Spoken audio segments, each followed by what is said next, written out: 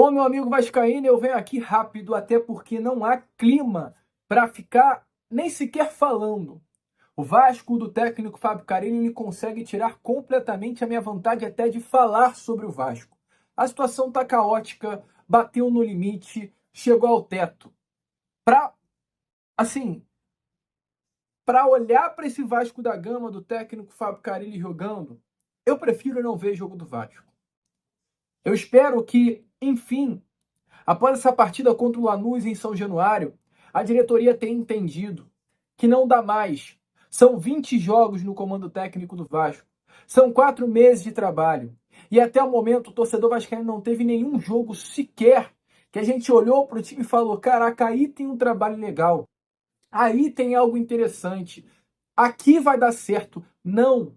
O Fábio Carille, em 4 meses, 20 partidas à frente do Vasco, não mostrou absolutamente nada. Então a pergunta que eu faço é: se o Fábio Carille não está mostrando nada, por que esse rapaz tem que ficar no Vasco da Gama? Por que o Fábio Carille tem que continuar sendo técnico do Vasco?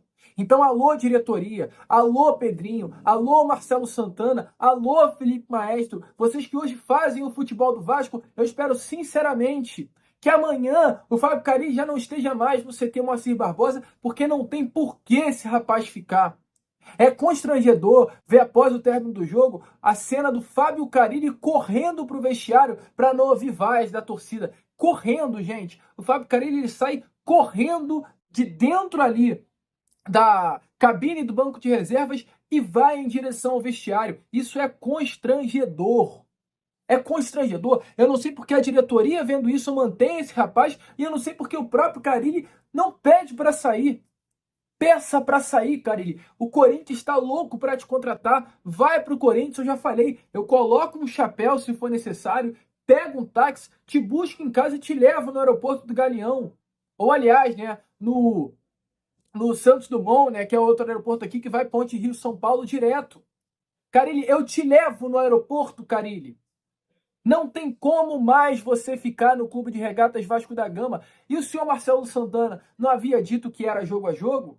Bom, eu acho que a partida contra o Lanús mostrou mais do que nunca que se é para avaliar um trabalho jogo a jogo, acabou. Porque ontem o Vasco não apresentou absolutamente nada contra um clube argentino que é o 7º colocado do campeonato argentino. De um campeonato fraquíssimo que é o campeonato argentino, estamos falando do 7º colocado. Estamos falando de um Lanús que chegou pressionado no Rio de Janeiro por ter um técnico que não apresenta trabalho.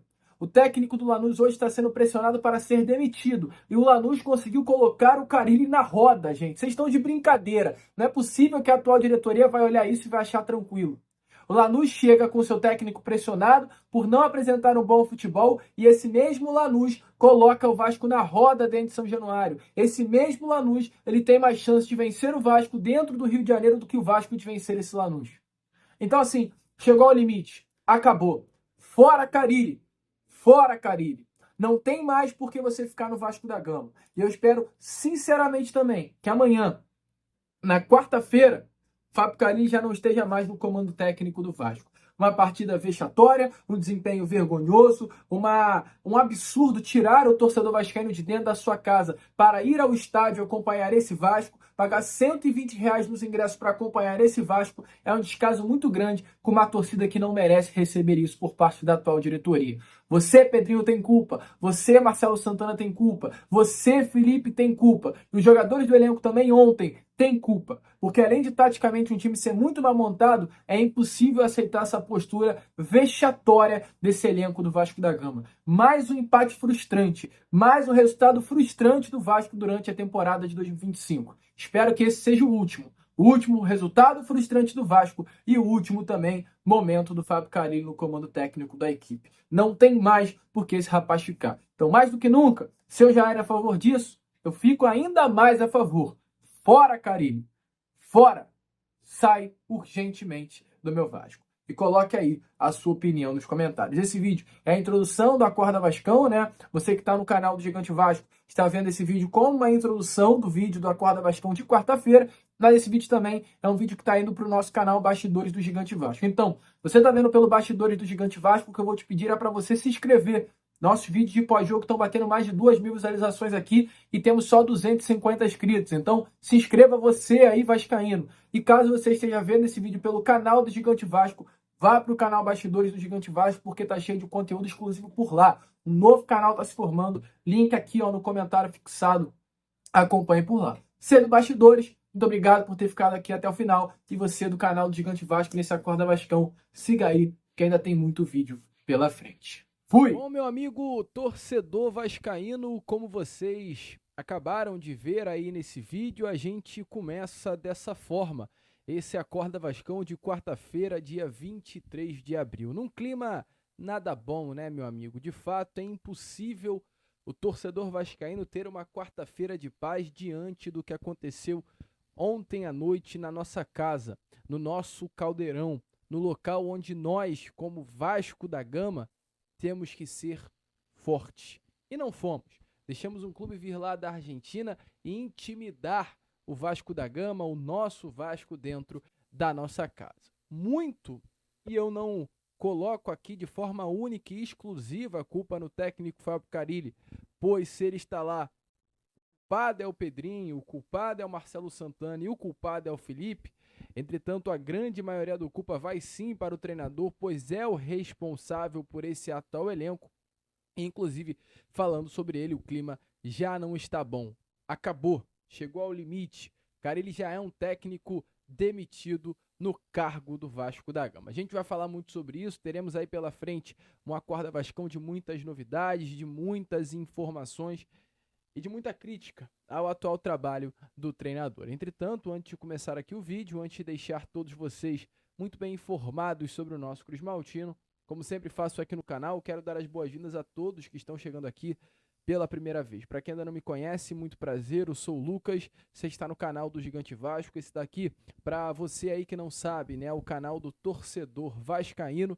Estou aqui todos os dias, 3 vezes por dia, com a Acorda Vascão, saindo sempre às 7 horas da manhã. O Fala Gigante, que é o nosso segundo vídeo do dia, saindo sempre pela parte da tarde. E o Boa Noite Gigante, que é o nosso terceiro e último vídeo do dia, saindo sempre pela parte da noite. Eu conto muito com você, conto muito com o seu like, o seu joinha, o seu gostei, que é de suma importância para o crescimento e a divulgação do nosso conteúdo. Então, é claro, não saia aqui desse Acorda Vascão sem se inscrever no nosso canal. Conto muito mesmo, vamos juntos, mesmo diante desse momento tão difícil e tão complicado, chegar a essa marca dos 150 mil inscritos. Vamos embora então, sem muita enrolação, falar logo, né, de Vasco. E eu quero começar aqui, primeiramente, este Acorda Vascão, falando sobre a partida de ontem. Pois ontem, às 9h30 da noite, pela terceira rodada do Grupo G da Copa Comebol Sul-Americana, o Vasco empatou com o Lanús jogando dentro de São Januário. Um jogo em que o Vasco deveria ser bem superior, uma partida em que o Vasco deveria tomar conta completamente das ações, massacrar o clube argentino. Infelizmente não foi desse jeito. O Vasco termina o jogo de fato com mais posse. 67% da posse foi do Vasco.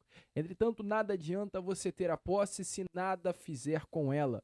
E foi exatamente assim ontem. O Lanús entregou a posse para o Vasco por saber que o Vasco é uma equipe muito limitada tecnicamente, sem jogadas, sem ideias, sem estratégias. O Vasco teve a bola durante praticamente todos os 90 minutos, mas nada criou.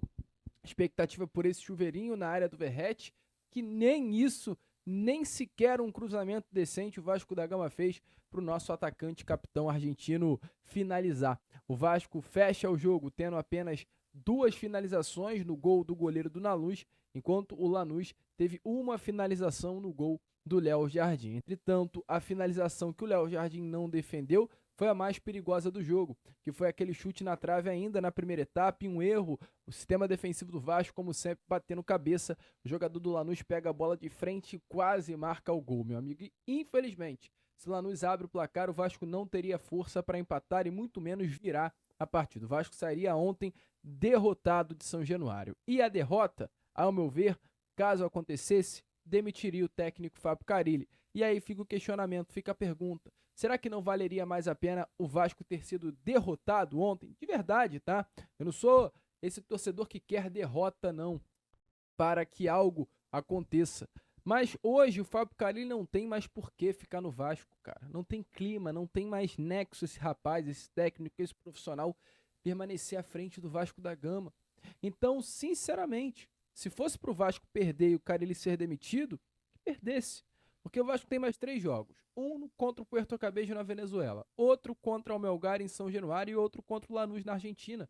Eu acho que o Vasco não ganha do Lanús, esse Vasco de hoje do Carille não ganha do Lanús na Argentina, não ganha do Puerto Cabello na Venezuela e passa sufoco para vencer o Melgar. Se isso acontecer, o Vasco fecha com 7 pontos, perigando nem sequer passar na segunda colocação da Sul-Americana. Primeira colocação, ela dá acesso direto às oitavas, a segunda colocação aos playoffs, ou seja, enfrenta o terceiro colocado dos clubes que são eliminados da Libertadores, e o terceiro colocado e o quarto ao lado são mandados embora da competição. E o Vasco hoje periga de nem sequer ficar entre os dois primeiros colocados do grupo. Mas, segundo o Fábio Carille, o Vasco da Gama ele não tropeçou ontem em casa.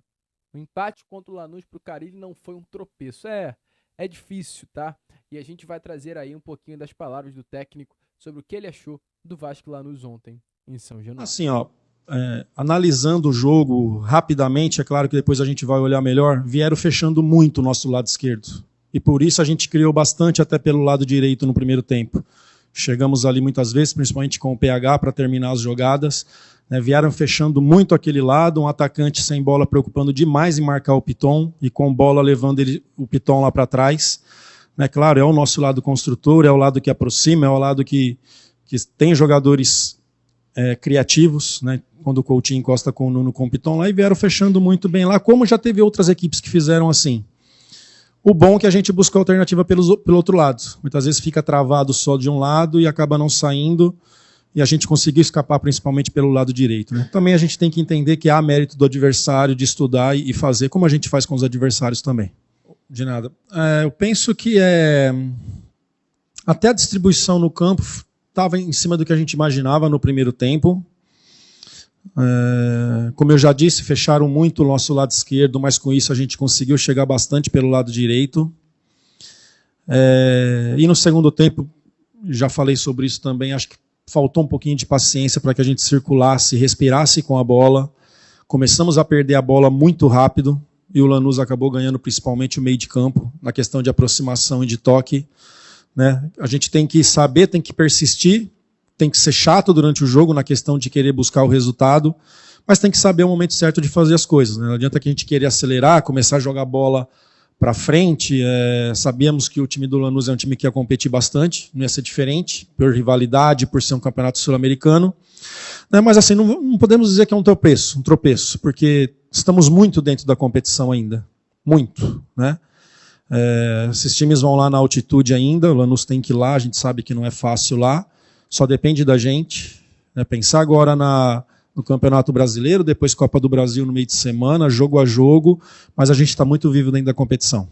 Meu amigo vascaíno, definitivamente é surreal ter que ouvir o Fábio Carille falando algo representando a instituição Clube de Regatas Vasco da Gama. Chega aí a dar raiva ao torcedor que ama esse clube, O técnico se mantém muito pressionado. Ontem, novamente, assim que o jogo termina, o Fábio Carille ele corre em direção ao vestiário, um gesto que, de acordo com ele, tem motivo, mas para mim é um gesto de fraqueza. A partir do momento que um técnico, que é o líder de um time, ele corre em direção ao vestiário após o término da partida, talvez não com um objetivo, mas acaba sendo assim, fugindo das vaias e da crítica do torcedor, isso mostra para mim um sentimento de fraqueza extrema. O Carille corre em direção ao vestiário, foge das vaias, foge das críticas. E tem que ser criticado sim. O trabalho do Carille hoje é muito fraco. É um trabalho que não anda. É um trabalho que não vê melhora. É um trabalho que estagnou. E a gente traz um pouquinho também das palavras do Fábio Carille, falando até mesmo sobre a questão das vaias do torcedor vascaíno em São Januário. Então dê uma olhada aí no que o técnico falou sobre a postura do torcedor ontem no nosso Caldeirão, após a derrota. Começando pelas vaias, xingo. Isso aí aconteceu com a gente ganhando, eu não poderia esperar nada de diferente com empate ou derrota em casa.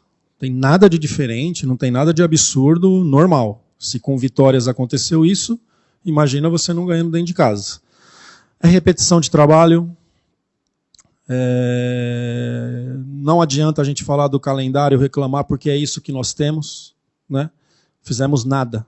assim de ir, de treinar, de repetir movimentos, nada de jogo do Flamengo para cá, nem tem como, né? E é entendimento nosso com os atletas com a gente da comissão ali, para que a gente possa ter os resultados positivos que o Vasco tanto merece. Meu amigo vascaíno, é de fato muito complicado, né?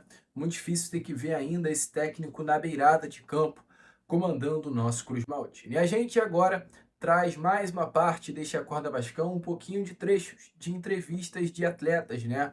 Vamos trazer aqui um pouquinho das palavras do Hugo Moura sobre o que ele acha desse atual momento Vasco, até uma reclamação com relação à falta de treino hoje desse elenco Cruz Maltino. Entretanto, eu já dou aqui as minhas palavras antes mesmo do Hugo Moura. O Vasco teve 3 semanas cheias para treinar após o término do Campeonato Carioca e nada mudou também. Mesmo o Vasco sem nenhuma ideia, que enfrentou o Flamengo antes da eliminação, né, do Campeonato Carioca naquelas semifinais, foi o Vasco exatamente igual que enfrentou o Santos na estreia do Campeonato Brasileiro 3 semanas depois.